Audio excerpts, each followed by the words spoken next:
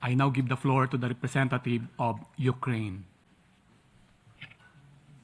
Mr. Chair, Ukraine remains deeply concerned by the grave humanitarian risks posed by mines and explosive remnants of war to the safety, health, and lives of civilian populations, as well as to those participating in humanitarian, peacekeeping, reconstruction, and mine clearance operations. We acknowledge the crucial role of the UN agencies, international partners, and other relevant stakeholders in mitigating the dangers posed by explosive ordnance in Ukraine. Mr. Chair, mine action remains one of Ukraine's top national priorities, not only for the protection of civilians, but also for restoring livelihoods, rebuilding communities, and ensuring sustainable development. As the result of the war of aggression by the Russian Federation, 174,000 square kilometers of Ukrainian territory have been potentially contaminated with mines and explosive remnants of war. To date, over 37,000 square kilometers have been returned to productive use, largely through non-technical survey. However, an estimated 137,000 square kilometers remain at high risk of contamination. This prevents farmers from cultivating their fields, threatens livelihoods, and puts communities at constant risk of injury or death. Ukraine's goal is ambitious but clear: to return 80% of affected territories to productive use within the next 10 years. To achieve this, the government of Ukraine has adopted the National Mine Action Strategy until 2033 and a 3-year operational plan, now nearing completion of its second year. These efforts demonstrate that Ukraine not only remains committed to its objectives, but also possesses the institutional capacity and determination to achieve them, thanks to strong national system and unwavering international support.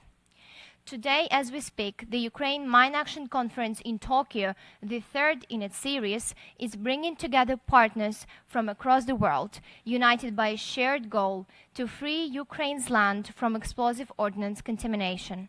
We are both proud and deeply grateful for this growing global coalition and its unwavering commitment to saving lives and enabling the recovery.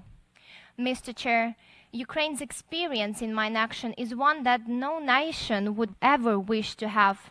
Yet after more than 11 years of Russian aggression and since the full-scale invasion in 2022, the level of explosive ordnance contamination in our country has become unprecedented in the world.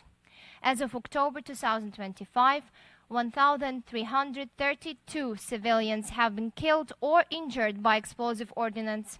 These are not just numbers. These are lives, families, and futures cut short. These crimes serve as a reminder that accountability must remain an integral part of any conversation on mine action. However, Ukraine refused to be denied by tragedy. We are advancing drone-assisted surveys, cost-effective demining technologies, and innovative financing models. Our goal is not only to clear our land, but also to share knowledge and experience with other nations facing similar threats.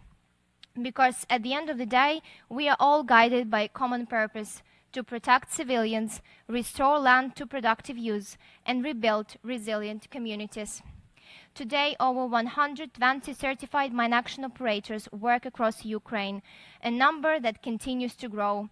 We are making our certification processes more accessible and transparent, including through the introduction of the world's first fully digital national certification system. Ukraine has an established mechanism for providing compensation and assistance to victims of explosive ordnance. We are also developing a new national mine action standard on explosive ordnance risk education. And moreover, at the national level, Ukraine has taken concrete steps to ensure that mine action is inclusive, equitable, and sustainable. Mr. Chair, we wish to emphasize that explosive ordnance contamination in Ukraine is not only Ukraine's problem. Because of Russia's full-scale invasion, the world continues to face pressing challenge of food insecurity. For Ukraine, mine action is not only about removing explosives from the ground, but also about restoring hope, rebuilding trust, and laying the foundations for peace. Thank you. I thank the representative of Ukraine for her statement.